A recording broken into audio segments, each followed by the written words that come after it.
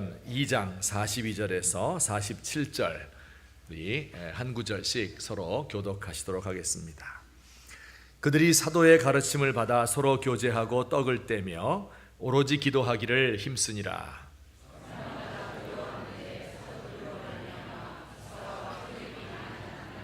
믿는 사람이 다 함께 있어 모든 물건을 서로 통용하고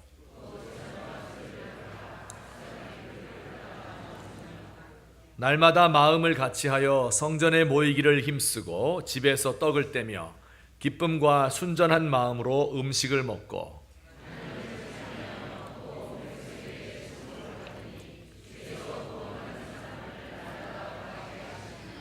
아멘. 지난달 3월 11일 경북 경산의 한 아파트 23층에서 고등학생 한 사람이 투신 자살을 하였습니다. 고등학교 1학년 신입생인데 중학교 때부터 학교 폭력에 시달리다가 견디지 못하고 죽음을 선택했습니다. 욕을 먹는 것은 다반사이고 매를 맞기도 하고 금품을 갈취당하기도 하고 또 빵 셔틀이라고 해요. 빵 심부름하는 겁니다. 또 심지어는 아이들이 보는 앞에서 바지를 내려보라고까지 하였답니다. 이런 중학교 때의 생활이 고등학교 때까지 그 친구들이 같이 올라와서 연결될 것이 두려워서 이런 극단적인 길을 택한 것 같습니다. 그가 투신하기 직전에 가족들에게 옥상에서 공책에다가 유서를 써서 남겼습니다. 그 중에 일부를 제가 읽어보겠습니다. 엄마, 오늘 못 들어가서 미안해. 아빠한테도 누나한테도 미안해.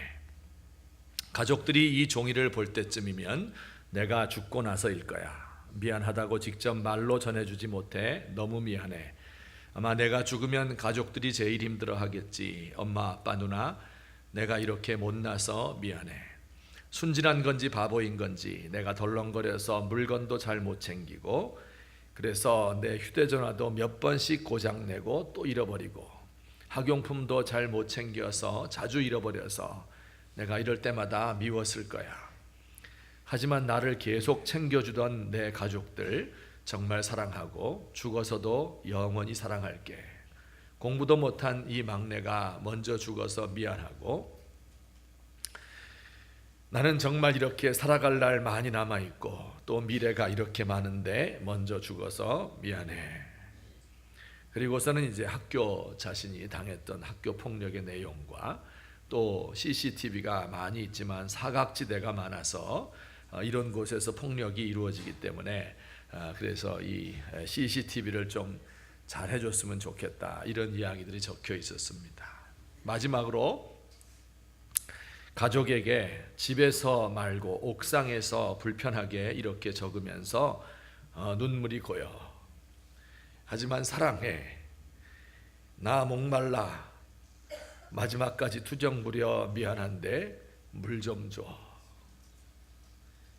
이게 그 편지의 마지막입니다. 누가 이 아이를 이렇게 목마르게 하였을까요?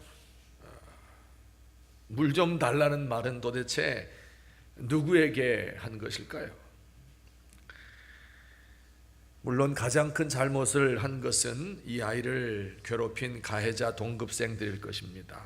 때리고 돈 뺏고 무시하는 말을 하고 집단으로 따돌림시킨 이런 아이들일 것입니다. 그런데 이 집단 따돌림, 이 왕따라고 하는 것은 도대체 무엇입니까? 이 주체할 수 없는 에너지를 가진 질풍노도의 시기를 지나는 35명의 학생이 한 반에 있습니다. 이들을 짓누르는 것은 입시에 대한 압박입니다. 그 2, 3년 동안 어떻게 공부하느냐에 따라서 일생이 결정되고 다른 기회는 잘 주어지지 않는다고 여러 사람들이 이야기를 합니다. 좋은 머리를 가지고 태어나고 좋은 부모를 만나서 어릴 적에 기초를 탄탄하게 교육 잘 받은 아이는 그 경쟁의 대열에서 앞서갈 수 있을 것입니다. 하지만 그 경쟁의 대열에서 뒤떨어진 아이들이나 혹은 그 스트레스를 견디지 못하여 하는 그런 마음이 약한 아이들도 있습니다. 이들은 자포자기의 심정으로 옆길로 빠지는 거예요. 그래서 자기보다 못한 친구 하나를 정해놓고 그를 괴롭힘으로써 자기의 존재를 과시하고 살아있는 것을 느끼게 되는 것이죠. 그 반에 있는 다른 아이들 가운데에는 집단 괴롭힘에 동참하지는 않지만 이런 상황을 즐기는 아이들도 있을 겁니다.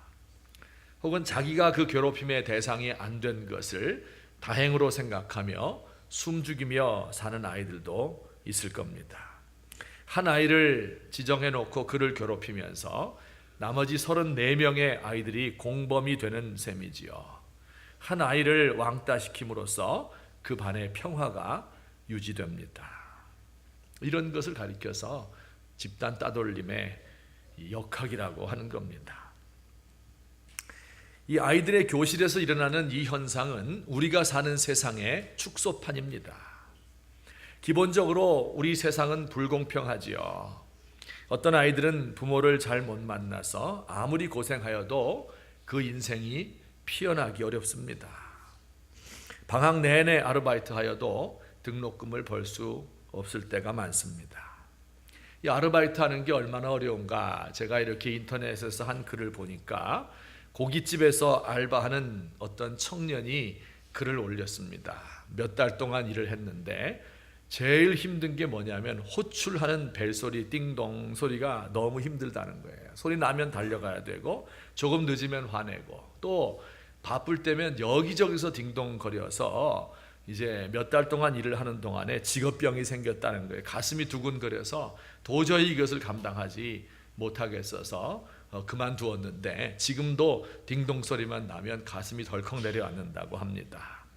그래서 제가 그 글을 읽고 앞으로 될 수 있는 대로 음식점에 가서 호출벨을 누르지 않아야 되겠다. 그냥 물 마시고 싶어도 꾹 참고 쉬 나오지 않는 한은 안 눌러야 되겠다. 우리 자식이 알바한다 이렇게 생각을 하면서 말이죠. 우리 세상이 경쟁사회이지요. 서로에 대해서 얼마나 적대적인지 모릅니다. 그 경쟁의 대열에서 한번 뒤처지면 다시 일어나기 어렵습니다.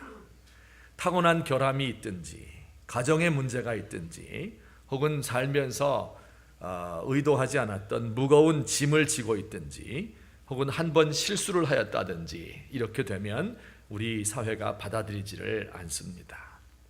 또한 폭력적입니다. 많은 사람들이 주먹으로 문제를 해결하려고 하고 좀 더 교육을 많이 받은 고차원적인 사람은 법의 힘을 이용합니다. 이 국가적으로도 강대국이 약소국을 무력으로 억누르려 하고 또 약한 나라 중에 어떤 불량 국가가 핵무기를 손에 넣고 주변 나라를 날마다 위협하는 것이 폭력적인 우리의 세상입니다. 다른 사람에 대해서는 무관심한 이기적인 그러한 삶을 삽니다. 나에게 당장 고통이 찾아오지 않으면 모른 채 하지요. 여러분, 어째서 세상이 이렇게 살기 힘들게 되었습니까? 아주 오래전부터 이랬고 점점 더 심해지고 있는 것 같아요. 예수님 말씀처럼 악하고 음란한 세대, 패역한 시대, 소망이 없는 세상이 되고 마는 것 같습니다. 여러분, 하나님께서는 이런 세상에 대해서 어떻게 생각하실까요? 지금 심판의 매를 들고 계실까요? 분노의 칼을 갈고 계실까요? 아니면 내버려 두고 방관하고 뒷짐지고 계실까요? 아니면 어떤 대책을 가지고 계신 겁니까? 그런 질문이 생겨요. 여기에 바로 교회의 존재 의의가 있습니다. 교회의 의미가 무엇입니까? 우리 한번 앞을 보고 읽어보시겠습니다. 시작.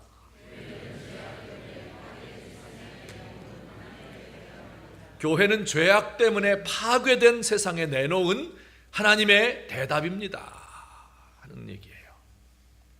현상적으로 보면 교회라고 하는 것이 그렇게 중요한 것 같지 않아요. 그저 예수 믿는 사람들이 혼자서도 예배 드리고 예수 믿을 수 있는데 같이 모여 있는 것뿐이다. 교회에 나와서 예배드리고 말씀 듣고 식사 교제하고 봉사활동하고 헌금 내고 뭐 이렇게 하는 거 아니겠는가. 교회 건물이 있고 목사, 장로, 전도사, 권사, 집사 이런 제도가 있고 또 교회 특유의 문화도 있으니 또 사람들 모이는 곳이니까 또 적응하기도 힘들고요. 교회 와서 일주일에 1시간 예배드리고 가면 마음이 좀 편하지 않습니까? 또 교회에 있는 사람들 다 좋은 사람들 같아 보여요. 그러니까 서로 인사하고 지내면 좋겠다. 아이들 데리고 오면 다른 곳에 가는 것보다 훨씬 낫지 않겠어요? 내 생활에서 한 10분의 1 정도의 자리를 차지하는 곳이 교회가 아닌가. 그것을 넘어서게 되면 야, 이거 좀 위험하다. 이래 스스로를 자제하게 되지 않습니까? 자, 그런데 성경을 자세히 보면 교회가 그렇게 단순한 집단이 아니라 우연적으로 생긴 곳이 아니라 하는 것을 알 수가 있습니다. 자, 우리 한번 생각을 해봐요. 원래 하나님께서 아담과 하와를 창조하셨죠. 그리고 뭐라 그랬어요? 생육하고 번성해서 땅에 충만하라고 얘기했습니다. 인구가 많아질 것을 예견한 거예요. 하나님께서 원래 세상을 창조하시고 인구가 많아지게 되면 지금처럼 이렇게 악한 세상이 될 것이다, 이렇게 생각하고 창조하셨을까요? 그렇지 않습니다. 아담과 하와를 만들고 앞으로 몇천 년, 몇만 년이 지나서 온 세상에 인류가 번성하게 될 때 하나님이 원래 구상하셨던 그런 세상이 있을 겁니다. 아담과 하와가 선악과를 따먹지 않았더라면 이루어졌을 그런 세상 말입니다. 그 세상이 어떤 모습인가 하는 것은요, 우리가 구약 성경 이스라엘 백성들에게 주신 하나님의 율법을 보면 찾을 수가 있습니다. 율법이 굉장히 이해하기 힘들고 복잡한 것 같지만 이것을 자세히 살펴보면 하나님의 마음을 읽을 수가 있어요. 하나님께서 이 땅에 세우시고자 하는 국가는, 하나님이 세우시고자 하는 나라는 한마디로 표현을 하면 샬롬, 이것이 가득한 곳입니다. 샬롬이 뭡니까? 이것은 그냥 단순한 평화가 아닙니다. 하나님과의 관계가 평화롭기 때문에 우리의 내면 세계 속에 기본적으로 평안이 자리 잡고 있는 거예요. 이게 샬롬의 평안입니다. 풍요와 번영이 있습니다. 사람들끼리 모여 사는데 전쟁이 없고 평화만 있는 곳입니다. 서로 사랑하고 돌보아주고 위로하는 그러한 공동체, 이것이 바로 샬롬의 세상입니다. 하나님께서 구약 이스라엘 사람들에게 그런 세상을 원하셨어요. 그런데 이스라엘 백성들이 그 샬롬을 이 땅에서 이루어내었습니까? 못 이루었어요. 그래서 이스라엘은 지옥이 되고 말았습니다. 우상숭배와 물신숭배와 음란과 불의가 판치는 세상이 되어서 망할 수밖에 없었습니다. 망하기 직전에 하나님께서는 예언자들을 통해서 하나님이 원하는 사회는 이런 것이다 하는 것을 일러주었습니다. 원래 율법을 통해서 일러주었지만 다시 한번 요약해서 일러주었는데 많이 있어요. 근데 그 중에서 한두 가지만 살펴보면 이사야서 2장 4절 말씀이 그 대표적인 예입니다. 이 말씀은 굉장히 유명한 말이에요. 왜냐하면 여러분 뉴욕에 가시면 유엔 본부가 있잖아요. 큰 유엔 본부 빌딩이 있는데 그 빌딩의 정문에 아래로 내려가는 길에 돌담이 있고 거기에 새겨져 있는 그러한 구절입니다. 우리 한번 같이 읽어보겠습니다. 시작.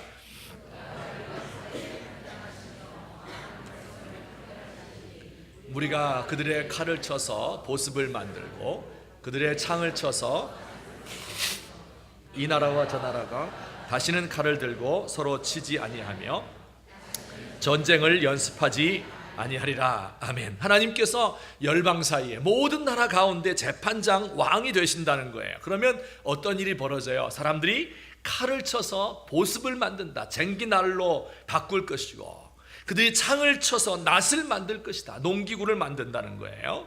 이 나라와 저 나라가 다시는 칼을 들고 서로 치지 아니하며 다시는 전쟁을 연습하지 아니하리라. 이렇게 예언적으로 말씀하고 있고 이것이 하나님의 마음인 것입니다. 국제적으로는 그렇고요. 국내적으로는 어떨까요? 또 이사야서 11장에 보면 이런 글들이 있어요. 이사야서 11장입니다.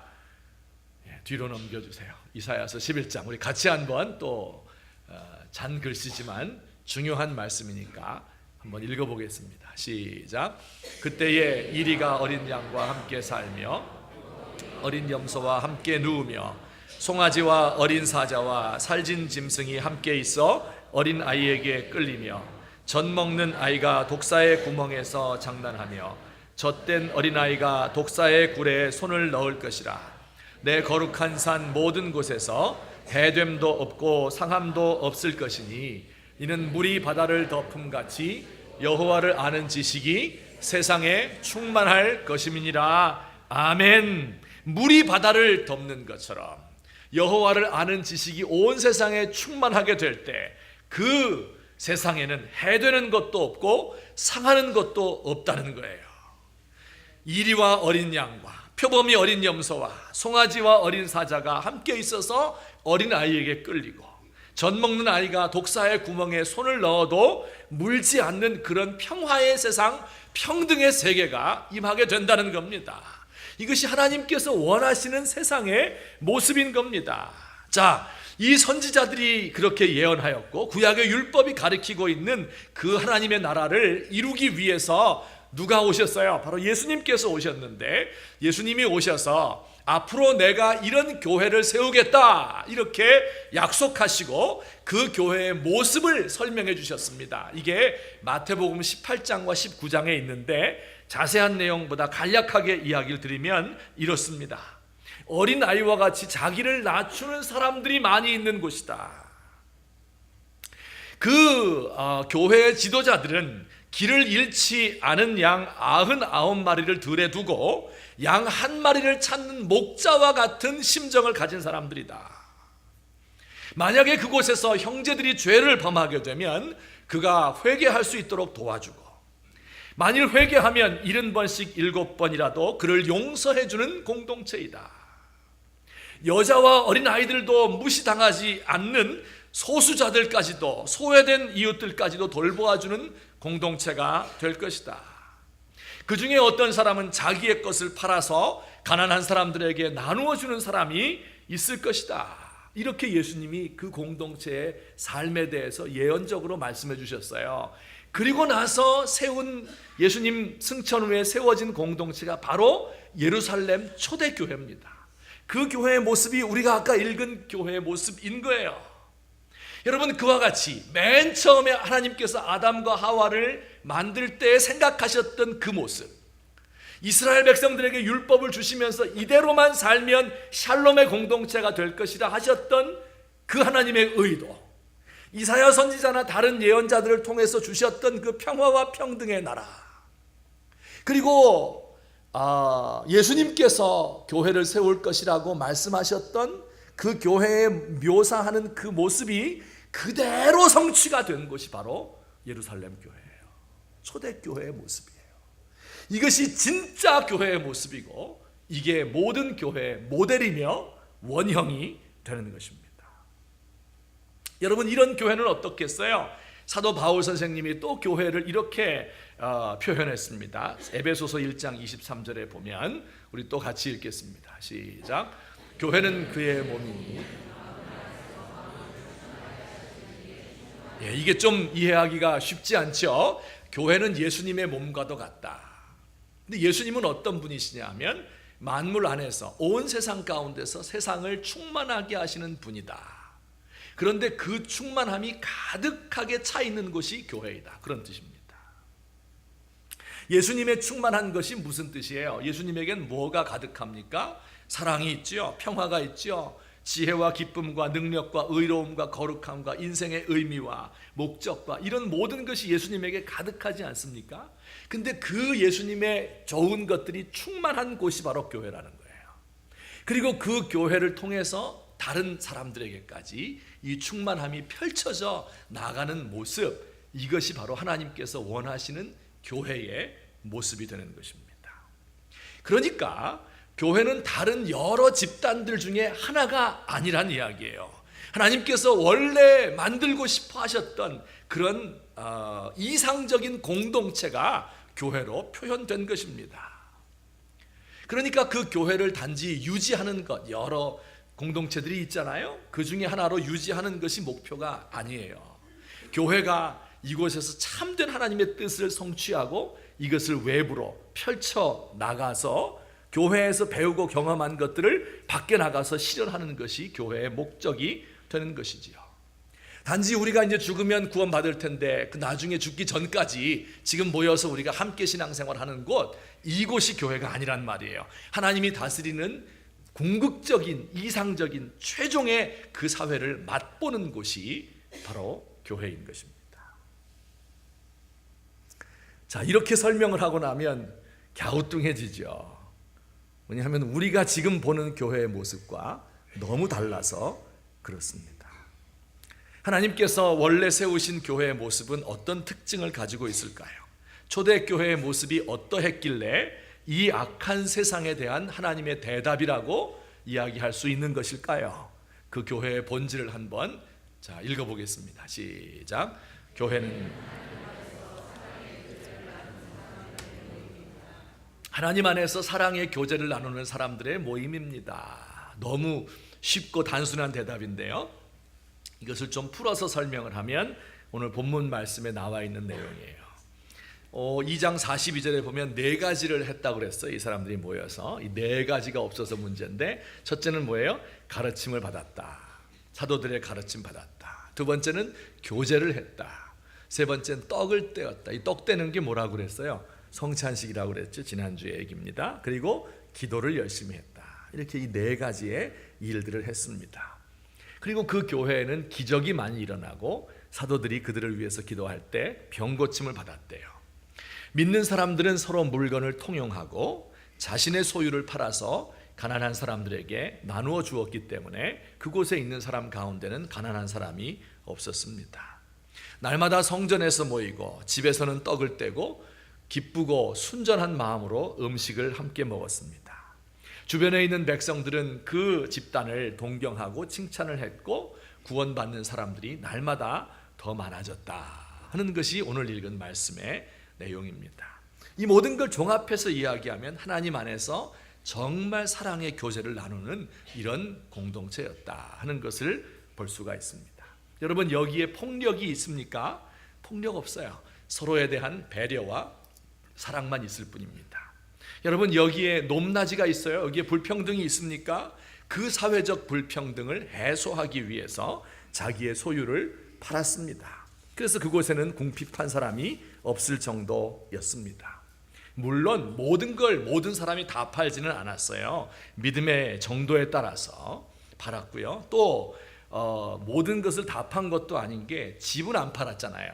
그래서 집에서 모일 수 있었다고 이야기를 하니까, 어쨌든 이들은 하나님의 은혜를 받았고 자기의 것을 다 드려도 아깝지 않은 그런 자발적인 나눔을 가졌습니다.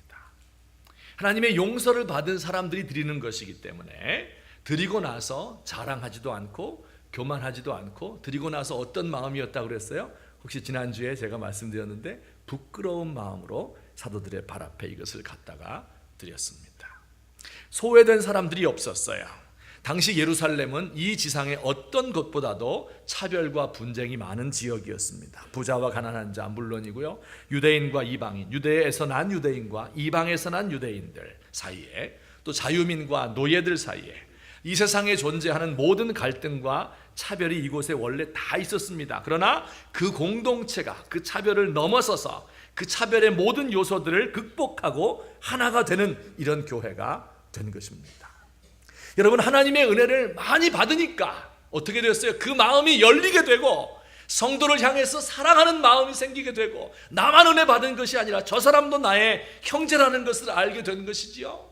이제는 그들을 향해서 갈등과 차별과 폭력이 있는 것이 아니라 그들을 향해서 사랑하는 마음이 넘치게 되고요, 지금까지 내가 가지고 있는 이 소유를 가지고 만족을 누리려고 하였다면 이제는 이것을 놓아버리는 그런 자유함과 능력을 이들이 소유하게 된 것입니다. 탐욕을 버리게 된 것이에요. 제가 이 말씀을 묵상하면서 생각을 많이 해보았습니다. 우리 교회가 이렇게 되지 못하는 이유가 무엇일까? 이렇게 큰 차이가 있는 이유가 무엇일까? 다름이 아니라 지도자들부터 문제가 있고, 그리고 제가 그들 가운데 하나이구나 하는 것을 알게 되었습니다. 4장 말씀에 보면 또 교회의 모습을 묘사하는 같은 내용인데요, 거기 보면 이렇게 되어 있어요. 자기 재물을 조금이라도 자기 것이라 하는 이가 하나도 없었다. 이런 표현이 나옵니다. 이 말씀이 기도하는데 계속해서 제 마음에 걸리면서 양심의 가책이 많이 되었습니다. 제가 어렸을 적에 목사가 되리라고 결심을 했을 때는 당연히 물어볼 것도 없이 재산을 갖지 않겠다, 내 핍하며 궁핍하게 살겠다 하는 그런 결심이 동반된 것이었습니다. 또 그렇게 해야 된다고 배웠습니다. 그런데 실상은 너무 많은 것을 가지고 있습니다. 제 이름으로 된 것은 아니지만 좋은 집에서 살고 좋은 차를 몰고 옷도 고급이고 또 먹는 음식도 잘 먹고 잘 살기 때문에 그렇습니다. 부모님도 건강하게 잘 살고 계시고 자녀들도 3명이나 되고 그리고 아내도 1명이 있습니다. 참 굉장히 풍성해요. 너무 많아요. 그래서 제가 참 이것을 어떻게 내가 생각을 해야 될까? 정말 다른 사람 그만두고 목사라도 모든 걸 다 포기해야 된다고 했는데 내가 이렇게 못하고 사는데 어떻게 해야 될까? 근심을 하고 오랜 세월 동안 걱정을 하고 있는 중입니다. 그렇다고 해서 뭐 다 떨쳐버리고 수도원에 가서 나 혼자 살고 이럴 수는 또 없지 않습니까? 그래서 제가 말씀을 준비하면서 하나님 앞에 진실한 마음으로 다음과 같이 최소한의 결심을 제가 했습니다.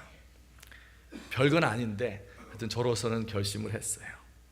제가 돈을 허튼 데 쓰지 않고 될 수 있는 대로 아껴 쓰고 남는 것은 어려운 사람들을 위해서 사용하겠습니다. 또 제가 가진 것을 나누어 주어야 하는 이런 상황이 되면 기쁘게 나누어 주겠습니다. 만일 내게 주어진 그 모든 좋은 것과 특권들을 놓아야 하는 상황이 되면, 예를 들면 봉급이 깎인다든지 아니면 교회에서 쫓겨난다든지 생활 수준을 더 낮추어야 할 그런 때가 되면 마음에 서운한 마음이 없이 기쁘게 내려놓겠습니다. 이것을 붙들고 있으려고 발버둥치지 않겠습니다. 그런 생각을 했어요. 그리고 우리 부부가 하나님께 갈 때는 있는 것을 모두 환원하고 가겠습니다 하는 결심을 제 마음속에 새기게 되었습니다. 여러분, 제가 여러분들에게 더 큰 헌신을 요구하는 것이 아닙니다. 원래는 그렇게 하려고 그랬어요. 다 내놓으셔 이렇게 하려고 그랬는데 생각해 보니까 다 세상 살기 힘들고 정말 할 만큼 하신다 그런 생각이 들었어요. 너만 잘하면 된다 그런 마음이 들었어요.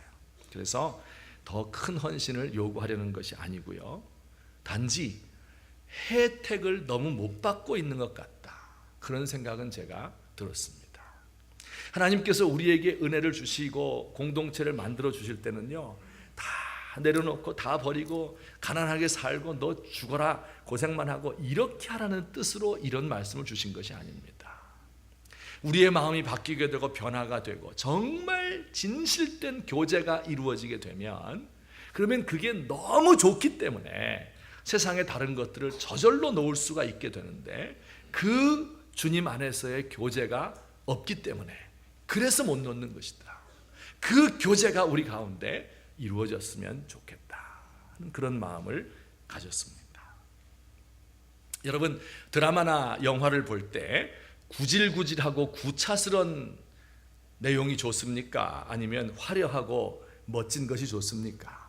내 삶 자체가 구질구질하고 참 구차스러운데 드라마도 그런 거 잘 안 보게 돼요. 그래서 예술성 있는 영화는 흥행을 못하게 돼 있습니다. 우리 남편은 배 나오고 머리 벗겨지고 러닝 팬티 바람으로 앉아서 발톱 깎으면서 TV 보고 있는데 드라마의 주인공은 저렇게 멋진 거예요. 이 멋진 것을 추구하는 거예요. 아내는 원형 탈모에 팔자주름에 이제 점점 이렇게 이제 연세가 들어가시는데, 그래서 이 드라마를 본 후에는요, 서로의 얼굴을 보지 않고 잠자리에 드는 것이 그 부부관계, 원만한 부부관계를 위해서 이제 좋은 겁니다. 저도 이 액션 영화나 혹은 야구 경기 보는 것을 좋아하는데요, 제가 가만히 생각해 봤어요. 왜 그걸 좋아할까? 저는 운동이라고는 정말 하나도 안 해요. 숨쉬기 운동밖에 안 합니다. 달리기는 무릎 아파서 안 하고, 수영은 숨차서 안 하고, 하여튼 안 해요. 그런데 보고 있으면 어쩐지 내가 운동선수가 된 것 같은 그런 느낌이 든단 말이에요. 여러분, 이게 좋은 거예요? 그렇게 하면 안 되는 거예요. 예배가 이런 것이 되어서는 안 됩니다. 내 삶은 구질구질하고 막 피하고 싶은 이런 구차한 삶인데, 교회 나오면 좋은 옷 입은 사람들이 있죠. 좋은 언어를 사용해서 좋은 이야기를 듣죠. 또 찬양 좋은 걸 하죠. 이렇게 되다 보면 나의 진정한 모습을 잊어버리고 이것을 감추고 여기서부터 도피하는 것이 되는 것은 진정한 예배가 아니고, 이것은 진정한 교회의 삶이 아닌 것입니다. 어떻게 해야 되는 거예요? 내게 있는 그 가장 연약한 것, 가장 구차스러운 것, 이런 것까지도 내어놓을 수 있는 것, 이것이 참된 교제인 것이지요. 어떤 부부와 아이가 예배를 마치고 차를 타고 집에 가고 있습니다. 남편이 이야기했어요. 오늘 목사님 설교는 도대체 무슨 얘기인지 알아들을 수가 없구만. 죽수신 것 같아. 졸려서 혼났다. 아내가 대꾸합니다. 성가대원들 웃었죠. 성가대는 어떻고요? 소프라노는 소리를 질러대고, 베이스는 박자가 안 맞고, 오케스트라는 삑사리 나고. 듣고 있던 아이가 대답을 했습니다. 그래도 1,000원짜리 쇼치고는 괜찮았잖아요. 이렇게 이야기를 했대요. 여러분, 예배는요 쇼가 아니에요. 쇼를 이렇게 해서 1,000원짜리 쇼에서 10,000원짜리 쇼로 100,000원짜리 쇼로 올리는 것이 이게 아닙니다. 여러분, 내가 그 예배에 참여하고, 그죠? 내가 그 교제에 참여하고, 내가 그 말씀의 일부분이 되게 되면 이 쇼가 아니에요. 이제는 나의 삶이 되는 것입니다. 이 교제를 여러분이 알고 이것을 맛보게 될 때에, 때로는 이것을 구역 예배를 통해서, 선교회 모임을 통해서, 봉사하는 친구들과 함께, 혹은 또 나와 진심을 나누는 신앙의 동지들을 통해서 이런 진실한 교제를 나누게 될 때, 그때에 비로소 하나님의 풍성하심을 내 안에 느끼게 되는 겁니다. 그러면 자연스럽게 모든 것을 포기하고 내놓고 자유롭게 될 수 있는 이런 은혜가 우리에게 주어지는 것입니다. 여러분, 하나님 앞에서 진정한 사랑의 공동체가 되는 것은 내 연약한 모습, 내 죄악된 모습까지도 드러내어놓고 이것을 서로 고백하면서 위하여 기도해 주는 것입니다. 근원적인 삶의 문제, 맨 밑바닥까지 내려가서 인간의 이런 문제를 서로 내어놓고 은혜를 경험한 사람들끼리 교제하는 이런 교제가 우리 가운데 있게 될 때, 그때 하나님의 풍성함을 교회에서 맛보게 되는 줄로 믿습니다.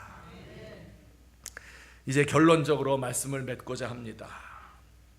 제가 이 말씀을 준비하면서 너무 많은 그 괴로움을 겪었어요. 왜냐하면 오늘 사도행전 2장에 나오는 이 교회의 모습과 하나님이 원하는 정말 공동체의 모습과, 그리고 우리 교회, 우리 조국 21세기 대한민국의 교회와 혹은 우리 교회와 너무나 큰 차이가 있기 때문에 이것을 어떻게 메꿀 수 있을 것인가 하는 것을 가지고 아주 많은 생각을 하게 되었습니다.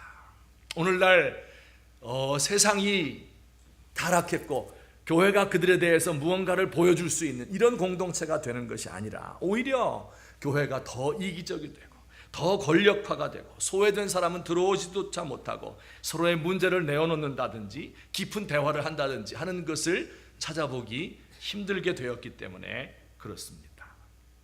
하지만 여러분, 우리가 꼭 기억해야 합니다.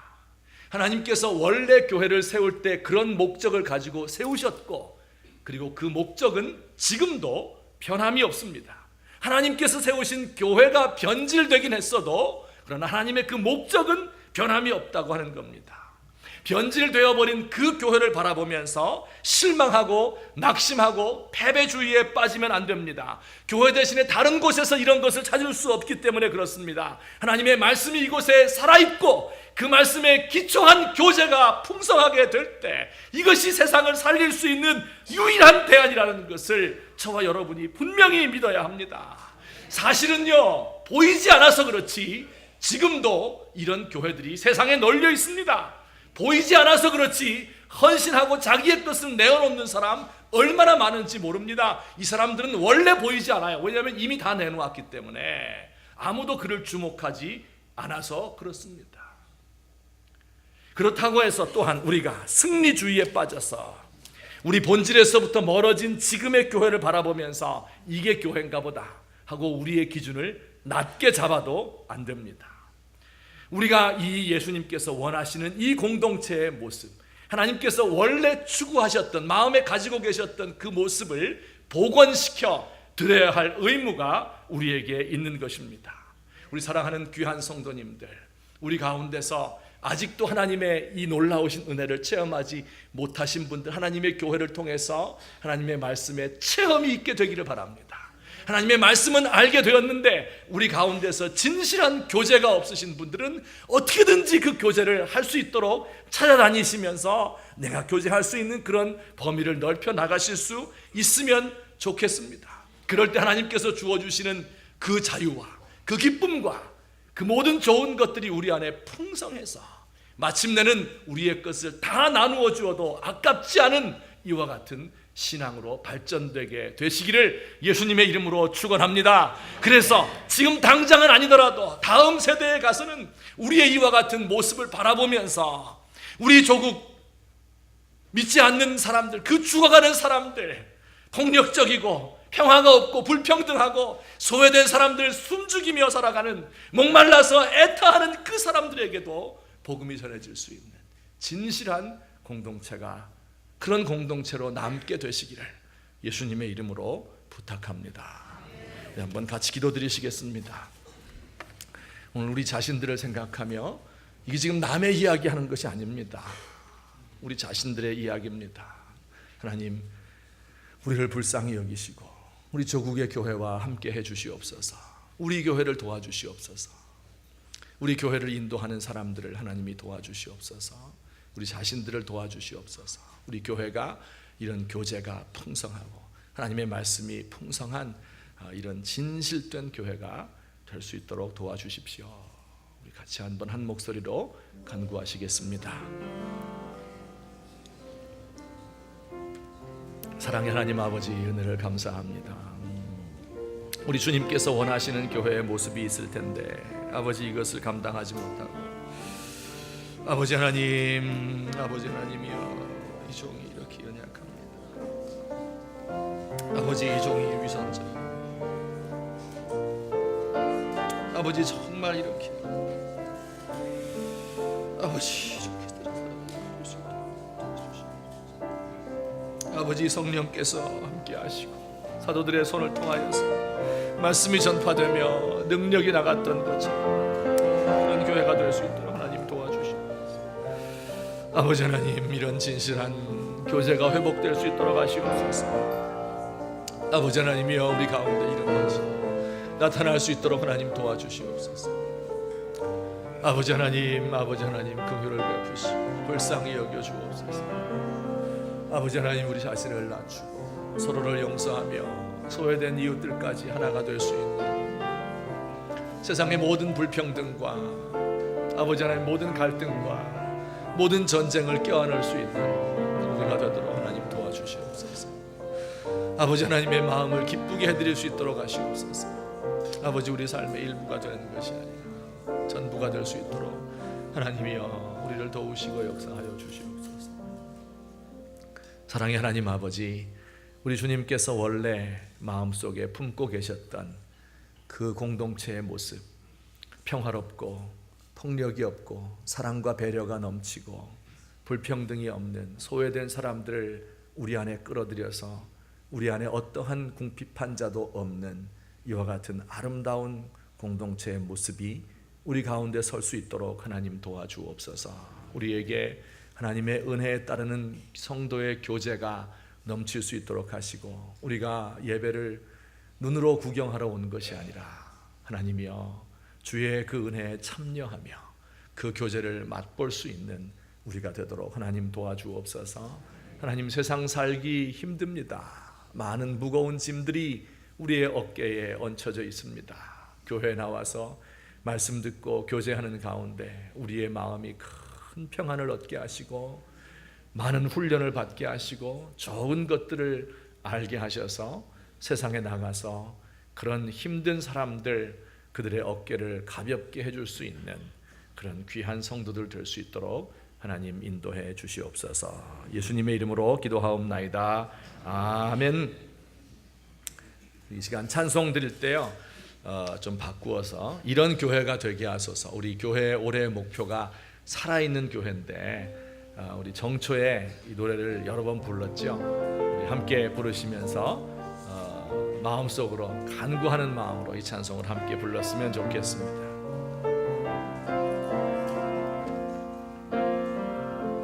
진정한 예배가 숨쉬는 교회, 주님이 주인 되시는 교회, 믿음의 기도가 쌓이는 교회, 최고의 찬양을 드리는 교회, 말씀이 살아 움직이는 교회, 성도의 사랑이 넘치는 교회, 섬김과 헌신이 기쁨이 되어 열매 맺는 아름다운 교회, 주님의 마음 닮아서 이웃을 사랑하는 교회, 주님의 영광을 위해서 빛 되신 주님 전하는 교회,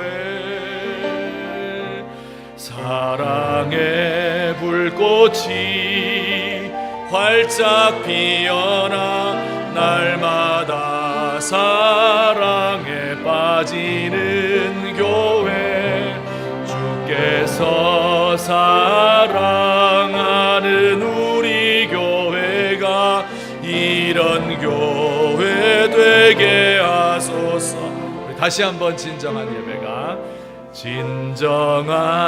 예배가 숨쉬는 교회, 주님이 주인 되시는 교회, 믿음의 기도가 쌓이는 교회, 최고의 찬양을 드리는 교회, 말씀이 살아 움직이는 교회, 성도의 사랑이 넘치는 교회, 섬김과 헌신이 기쁨이 되어 열매 맺는 아름다운 교회, 주님의 마음 닮아서 이웃을 사랑하는 교회,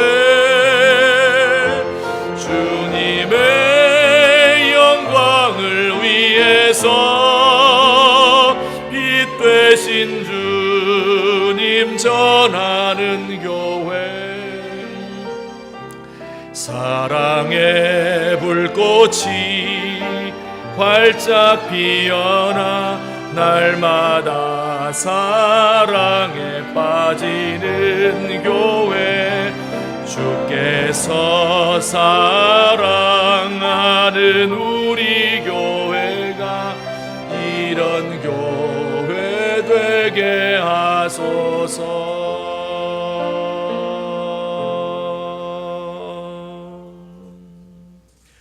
사랑의 하나님 아버지, 오늘도 우리 주님의 택하신 백성들이 우리 주님 앞에 나와 우리의 몸과 영혼을 드리며 우리의 시간과 물질로서 하나님을 예배합니다.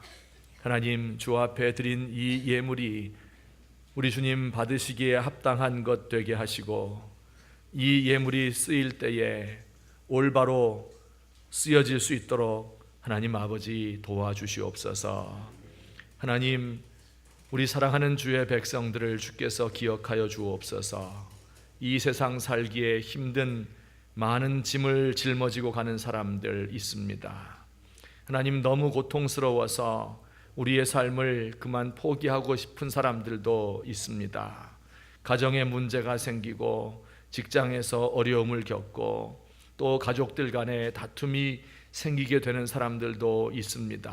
하나님, 육신이 아픈데 이 모든 아픈 것들, 슬픔을 끌어안고 우리 하나님 앞에 나와서 그래도 우리 주님을 섬기겠다고 예배하는 주님의 백성들입니다. 하나님이여, 우리의 마음에 찾아오시고 하나님만이 주실 수 있는 평안과 기쁨이 넘치게 하옵시며 우리의 삶 속에서 하나님의 은혜가 풍성하게 하시고 우리가 받은 그 모든 은혜들을 서로 간증하며 나누며 교제하는 가운데 참으로 행복한 삶, 천국의 삶을 우리가 이 땅에서 맛볼 수 있도록 하나님 은총을 더하여 주시옵소서. 우리 연로하신 부모님들에게 영육간 강건함을 주옵시고 모든 가장들과 주부들에게 하나님이여 힘과 용기를 주시며 젊은이들에게는 일할 수 있는 직장을 주시고 하나님이여 우리 어린 아이들이 공부할 때에 지혜와 명철로서 하나님 주신 것을 가지고 공부할 때 하나님 영광 받아 주시옵소서. 유학가 있는 자녀들과 군문에 있는 아들들을 한 영혼 한 영혼 붙드시옵기를 간절히 소망합니다. 이 한 주간의 삶을 주께 부탁합니다. 하나님, 저 북에 있는 형제들의 마음을 부드럽게 하시고 하나님, 그 모든 무기를 내려놓고 칼을 쳐서 보습을 만들고 창을 쳐서 낫을 만들 수 있는 이 나라와 저 나라가 다시는 군비 경쟁을 하지 않고 전쟁을 연습하지 않는 이러한 평화가 우리 가운데 도래할 수 있도록 하나님 도와주시옵소서. 이제는 우리 주 예수 그리스도의 은혜와 하나님 아버지의 사랑과 성령님의 교통하심이 오늘 우리 주님 앞에 나와 경배 찬양하며 우리 주님께서 이 땅에 세우시고자 하셨던 그 주님의 마음에 있는 공동체를 우리 교회 가운데 펼쳐내기로 다짐하며 결심하는 주의 사랑하는 백성들 머리 위에 이제부터 영원토록 함께 계실지어다. 아멘.